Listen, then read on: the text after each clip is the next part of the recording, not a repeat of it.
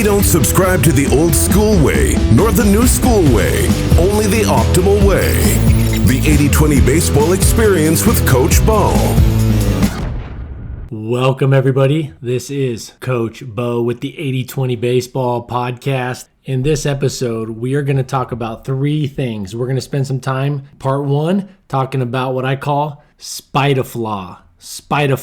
And I'm telling you, this is something that is so important to understand when it comes to pretty much everything in life. But in this podcast, we're going to talk about how it specifically, Spider-Flaw, that is, comes into play when we are assessing and looking at players and looking to copy certain players and looking to copy certain coaches. And we're going to talk about how the Spider-Flaw can lead us down the wrong path and how we can avoid that so we can make sure that we're continuing to grow and get better in a positive, productive way much faster. Part two, we're going to discuss how people and players always come first. People and players come first, team culture comes first, relationships come first, and then the sport-specific skills come second, and other things, strategies in winning the game and things like that. And then part three, we're going to dive into pitching, and we are going to discuss what comes before pitching mechanics. There's something that comes before pitching mechanics that we need to start putting more effort into and more focus into at the youth baseball level, the high school baseball level, and by and large, the college baseball level. I think the pro game is starting to pick up on this, and I know a lot of pro players have a lot of things built into their routines, and they have a lot more time to do this particular step that needs to come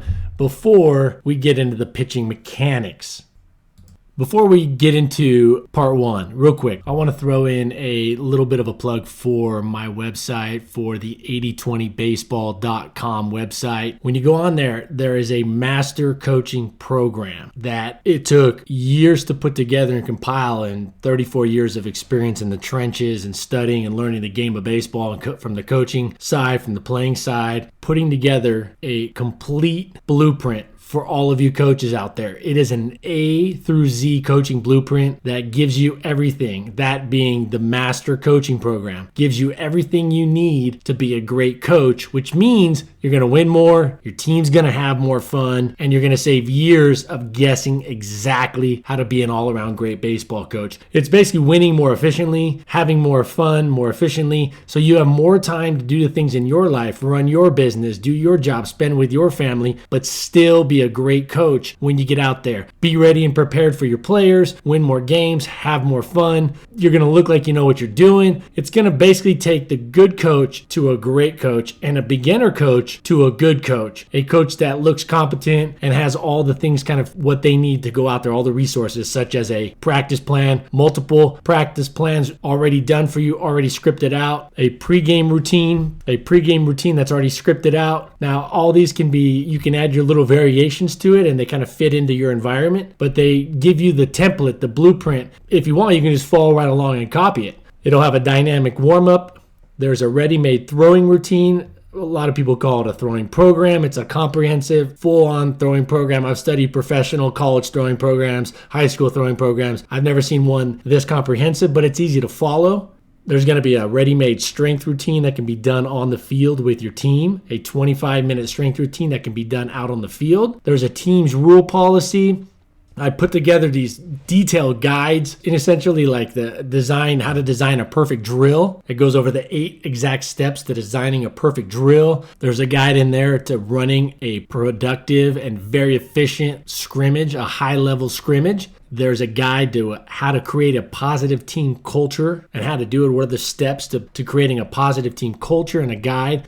There's a game day coaching guide. There's a skill and drill video tutorials. There's 6 bonus podcast episodes on there. How to have better batting practice, how to make your pitchers better, how to handle tryouts. And then along with that, you're going to have priority email support and a lot of consultant from me, Coach Bo, along the way. So any questions you have as the season progresses and things like that. I know right now, and as we move forward here, as I record this, the seasons have kind of been postponed, but eventually baseball is going to be back here in full force. So you're going to have that ability to contact, reach out, and get questions answered quickly and accurately, so you know when you go out to the field, you are prepared. There's also a refund policy, so if you don't like it, you try it out for a week or so, you don't like it, you get your money back. I guarantee you're going to like it.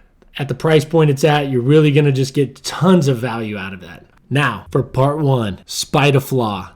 Good can still be suboptimal. So a good player, a good coach can still be playing or coaching suboptimally. Playing well can be done, or coaching well can be done at a sub-potential level. And I think it's important when I say spite a flaw. So in spite of a flaw, players can be good. In spite of a flaw, coaches can win games. Not consistently, not long-term, but they can win games, have a good season from time to time. Players can have a good season from time to time in spite of a flaw, in spite of multiple flaws sometimes.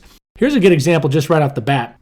Garrett Cole just signed back in December a $324 million contract, right? So Garrett Cole got a massive deal. He had an outstanding year, and he's always been really good, but he's always been really good. In fact, when he was the first round pick, the first draft pick overall out of UCLA years ago, he had some glaring flaws in his mechanics. And even this last year when he dominated, he was still pitching, in my opinion, having coached professional players, college players, high school players, all players of all calibers. He had this past year some flaws. One, I didn't think he threw his changeup as much as he should have. Again, I wouldn't have thrown it that much. Definitely didn't need to be a changeup dominant pitcher by any means.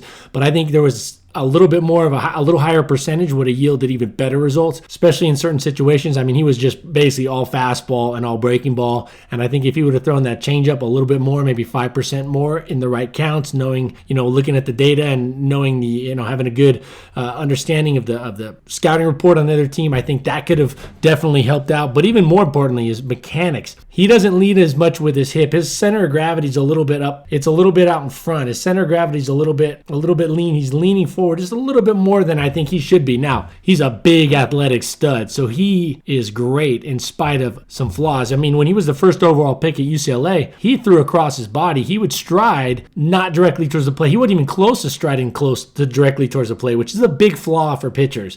I know pitchers have gotten away with it here and there. That's a spite a flaw. One of my favorite pitchers, the guy I played with in college, absolute stud, Jared Weaver. Jared would stride across, when he was striding to the plate, he would stride, his left leg would land he would be closed off more than a foot, almost a foot and a half. And he would literally be he looked like Dick Fosbury doing a Fosbury, he would be doing it looked like he was doing a Fosbury flop over, the high jump bar. But the dude was an athlete. I mean, guy's an athlete, so Weaver could get away with that. Big hands. I mean, the guy was just a stud. So he got away with that. Now, if you're a young pitcher or you're a pitching coach, and you look at Garrett Cole and you're seeing him, he's the first overall pick, or you see Jared Weaver, who was a top pick and, had a great career, 150 game winner. You see him pitch like this and you're like, I guess it's okay if my pitchers throw like that. No, those guys are not like most of your pitchers. In fact, none of your pitchers are probably like that. Those guys are awesome in spite of some flaws. So it's important that we don't use that to kind of copy. The spite of flaw is the main reason that copying can lead you down the wrong path. Mike Trout really doesn't have any flaws in his swing, but that's what makes him so great. But every hitter, there's going to be some flaws. Look at Vladimir Guerrero. Vlad was awesome. Vlad could hit anything within 7 feet, I swear, of the plate. But who knows if Vlad might not have been a little bit better. I mean, I know he's Hall of Fame. I know his stats are just incredible, but would he have not been 5% better if he would have just honed his approach a little bit more, maybe had a slight bit more discipline?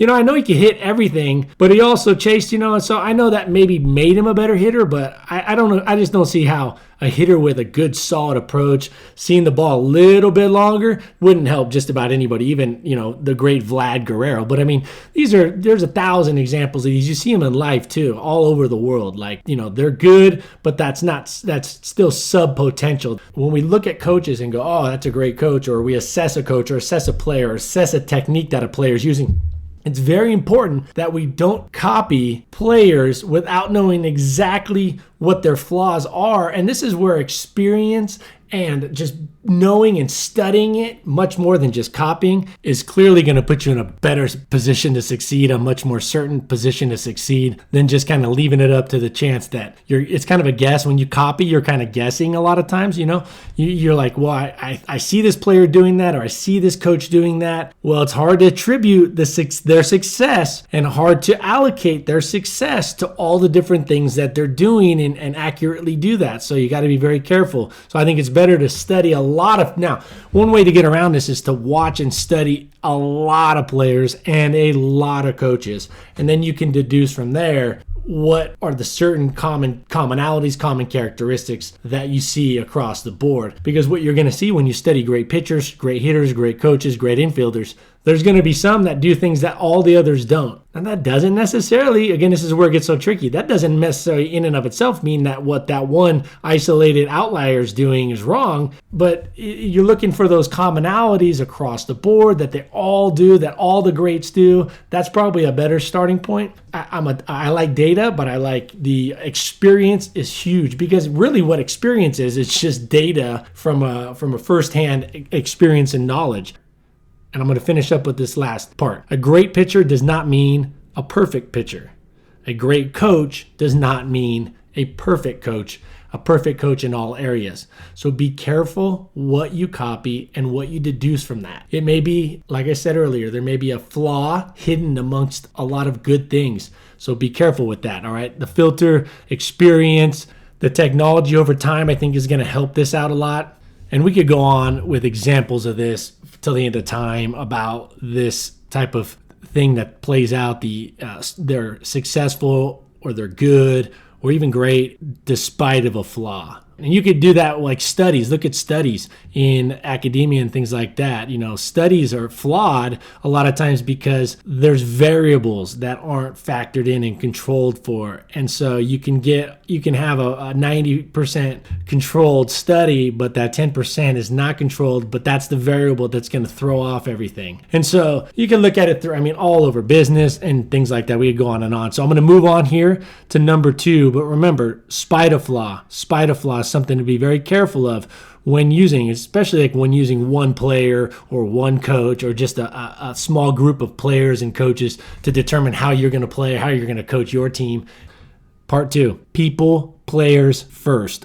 Always build the culture first. Always build relationships first. And then the sport-specific skills after that. And then the strategies. Then the game plan. Then the scouting report. Players don't care. This is a very well-known phrase. Players don't care what you know until they know, until they know you care. Players don't care what you know until they know you care about them. I know that's a common phrase, but it's so true.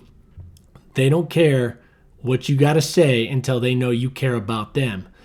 There's a spectrum for this, like everything in life pretty much. There's a spectrum. So all players are going to fall on the spectrum. And some players have had great relationships with parents and adults and other coaches, and they're going to be a lot more open to what you got to say and teach and coach from the get-go because they haven't been burned before. But like I talked in my last podcast episode, that episode I talked about, for 12 years, I worked with students, young adults, young men mostly, from the cities of Watts and Compton and North Long Beach. These are some of the roughest spots in our country. Many of them were gang members. Many of them, almost all of them, came from broken homes. And they took a lot of time, and it took a lot to build trust up. So they were on the far end of one of these, on that spectrum. Kids, they grew up in a house. They could, they had the trust, and the family built the foundation was solid. Well, those kids are going to come in. Those young adults are going to come in, and they're going to buy into what. Like, I came from a family that was, we had I had solid parents and my brother, and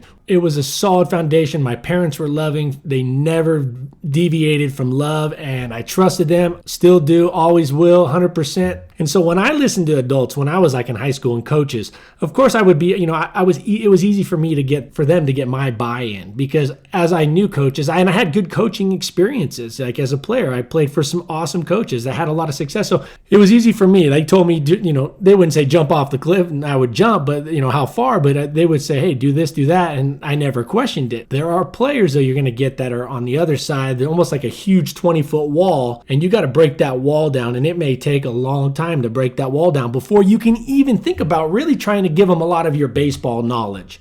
I think about it like this. When I worked and I would consult teachers from kind of like I ran a committee at a school I was at where I would talk to them about how to build relationships with the students, and I kind of likened it to like saying like, hey, we're on one side of a large river with a lot of our students, and they're on the other side and they can't hear us. They're across the river. Say there's some rapids or some water, it's too far for them to hear what we got to teach, for them to hear what we got to say. Same thing with coaching. Some of our players they start when they come to our team, or we first get to know them. We need to build a bridge. From there, then we can teach them everything they need to know, or everything we got to share with them. How to pitch, how to throw a changeup, launch angle, swing path, how to stand, torso angle, how to run the bases, leadoffs, pickoffs, on and on and on. Again, they don't care about any of that from you until you can build some trust and credibility too. So I think credibility, we get caught on the credibility a lot, which is good. You want to kind of talk about why they should listen to you because of your resume. But the resume aside is how do you connect with them? So we need to connect before anything can be heard in a lot of situations. All players are going to fall in a different spot on this spectrum. I would just take the default approach that most of them are on the far end of the spectrum insofar as you need to build up a lot of relationship with them before they're going to fully buy in. Some strategies for this: give them the why to everything you're doing. Don't get long-winded with this. Coaches, do not get long-winded and rationalizing and this and that. Just give them the why and how it helps them and why it benefits them and the team. Ask them questions about their life. Ask them questions about their hobbies. Ask them questions about school and things that they do. One of the things, I had a player who's a real great player. He's still playing college ball, just a great kid, a real stud. Got the most out of his size too. This player loved to surf. Well, I didn't know that initially. And this is something as I coach more and more, I learned that, hey, it's about the relationships early on. And as much as anything, overall, it's about the relationships. But definitely the relationships are huge, and the trust and the building and the buy-in comes from not just like, hey, I played pro ball. Hey, I played Long Beach State. Hey, I played at high level high school. Hey, I got drafted twice. Hey, what they wanted to know is I cared about, that was good, but I also wanted to know I cared. So one day I just heard him talking about surfing. So like after one of the games, he asked his buddy, they were talking about going surfing the next day. So the next practice I saw him, I said, hey, so what kind of board do you have? And I don't know anything about surfing at all, but I asked them about that. I just said, hey, what kind of board? How long's your board? And, where do you surf? And I don't know. I love surf videos. I love watching surfing videos. I love the vibe of the surf culture, but I'm not a surfer. I don't know much about it, but I just asked him questions. He lit up. He lit up more than he'd ever lit up. His eyes were bright and wide, and he was like, what? Let's talk, coach. And it was like, man, I've talked to this guy, and he was a college. He was going to, he was getting recruited. This was a really good high school pitcher at the time when I was working with him. And, I talked to him about change-ups and this and pickoffs, and we talked some pretty high-level strategy, but nothing got him more fired up in terms of connecting with me as a coach, talking about surfing. This plays out a lot of different ways, 1,000 different ways with our players. But you got to get to know and build a relationship. Now, I didn't sit there and have a 30-minute conversation about surfing with them. That's not fair to the other players, and it's not efficient. But I did build that up. The conversation went for a few minutes, and it really helped out, all right? And it built that connection, and it helps the buy-in. And it's just a good thing to do. It's just, makes it more fun, and it's just, it just makes the whole experience more fun for everybody. It's kind of a win-win for everybody. So this initial connection that we're talking about, you should have an initial push, and then it should be ongoing. It should be continued. Say when you water, when you put new sod down, right? You got new sod coming in, and you got to water it a lot from the get-go, and you got to really treat it well the first 2, 3, 4 weeks. But then you don't just stop watering it, and then you got to keep the water coming a couple times a week or whatnot, depending on the area you're at and things like that. So it's kind of like that. Initially, these relationships should be built up pretty quick because you want to kind of expedite that process, and then the connections and the relationship should be an ongoing. You should continually water these players, sons, daughters. They don't care what you know until they know you care. One good example that I would recommend you go study for this on kind of a well-known level is Greg Popovich. I know it's basketball, but this is it just all the same when it comes to this. Go read the book Culture Code. Culture Code, and I can't recall the name of the author right now, but Culture Code, it devotes a good section to Greg Popovich. He's a good guy to go check out, read up on how Greg Popovich, how he created a culture and specific things he would do to work with his players so he could build buy-in and trust. Last part of this podcast, pitching mechanics start with strength and mobility. Pitching mechanics start with strength and mobility. I hear a lot of stuff from a lot of good coaches about pitching mechanics. There's no such thing as perfect pitching mechanics. I agree and I disagree. I agree that pitching mechanics are not perfect for the most part. By and large, pretty much you don't really see them. Greg Maddux was pretty close. Curt Schilling in his prime was pretty darn close. Randy Johnson for his size was pretty darn close. Roger Clemens, Mariano Rivera, Pedro Martinez. Some of these guys were really, really close to perfect.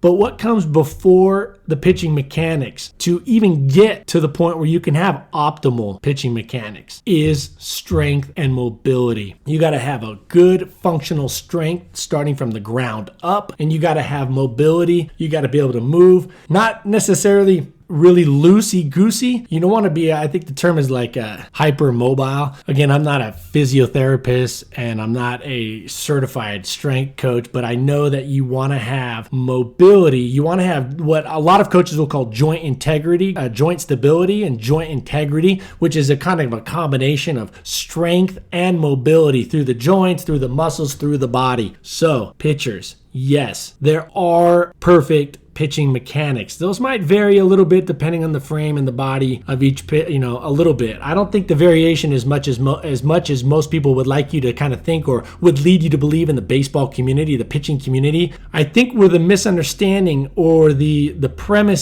flawed premise is that the mechanics, while we don't see perfect mechanics, it's not because they're not attainable. It's because the strength and the mobility of the pitchers is suboptimal because it is an intense, difficult, quick, fast movement with a lot of moving parts and a lot of time, a lot of things that got to be on time, a lot of things going on, stretched out. You got arms, legs, torso, rotation, things are all trying to get synced up kinematically. So there's a lot of things that can go wrong really quick, and there's a lot of things that need to be put together perfect. And then on top of that, you have so many parts that need to be strong yet mobile, strong yet flexible, functional strength, and the mobility all together. Now, if that's all put together first, then perfect pitching mechanics can be attained. There's two big problems with this. One is the time to get there and to get that perfect strength while also practicing your pitching and also playing games and also getting better out there with game experience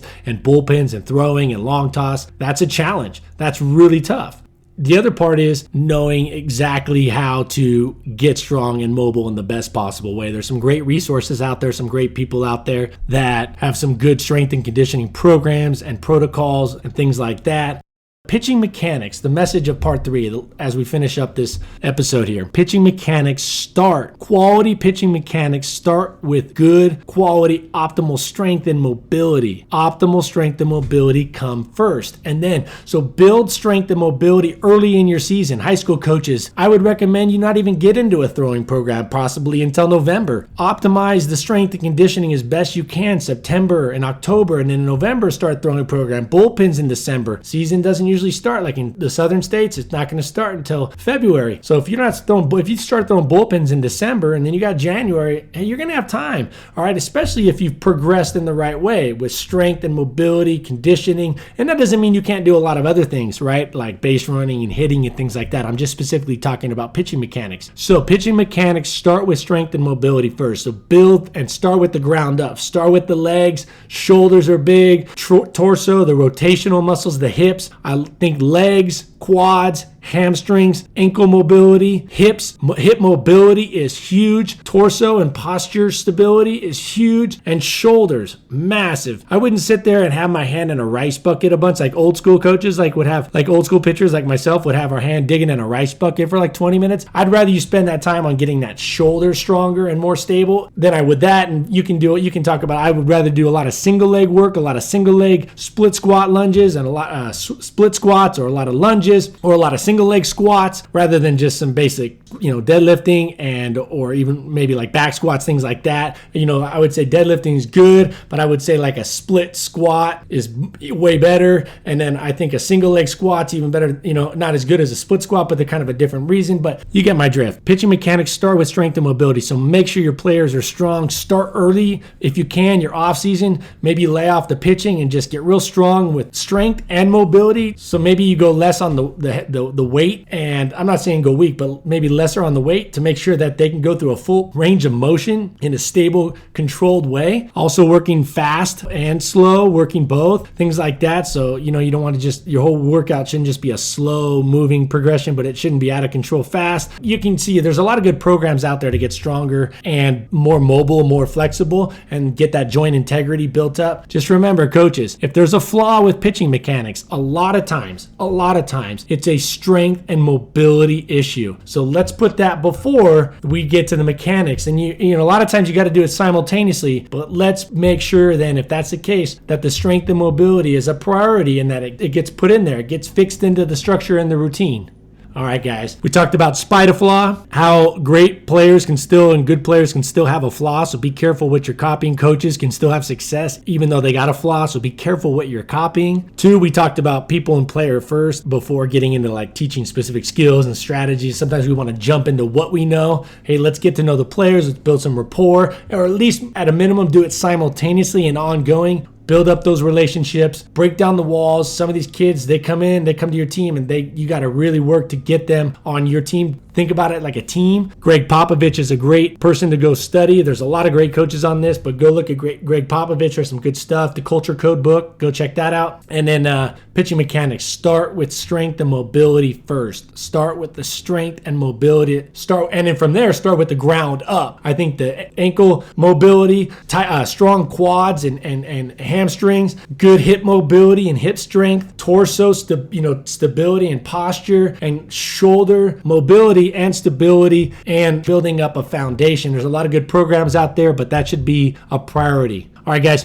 One small request as we finish up. Please subscribe to the show, the 80/20 Baseball Podcast. I really would like that. If you did that, that would be great. The Apple Podcast, Stitcher, Google Play, Spotify, just subscribe to it. And even better, if you like it and you like what you're hearing, leave a review. It would be really much appreciated. And I do this out of a love for the game and a love for coaches and players, and just trying to make the game a better place. And it would help to kind of spread out the message and just kind of build up. Really, my goal every day is to go, how can I help the baseball community be better? When I'm all done with this, I want the baseball community to really be better. And there's so much wisdom out there, and I've worked to bring it to you. I've worked to curate it and also create some of it on my own to give to you guys. So a review would be awesome. And that's it. I'll see you on the next podcast. This has been Coach Bo. You guys take care now.